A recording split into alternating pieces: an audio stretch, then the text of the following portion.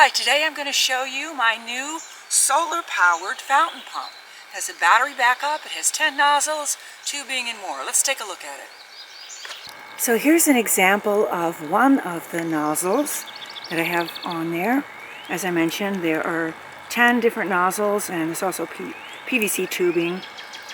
It has the built-in battery, 3000 mAh, 7 watts.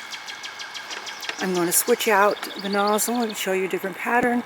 And it is overcast out here right now. The sun's in and out, but it's still working because of the battery backup.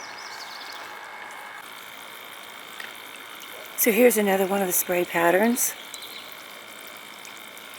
And if you're putting this in a pond as opposed to a bird bath, just be careful that you do secure the pieces, the little plastic nozzle pieces correctly, because I didn't have it on there tight enough and one of them fell into the bottom of the pond, but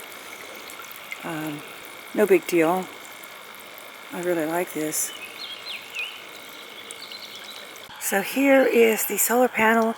Right now I have it in a stake right at the edge of the pond. I may move it away from the pond to another location because it does have a very long 16.64 foot cable. You can see here. So here's another one of the nozzles.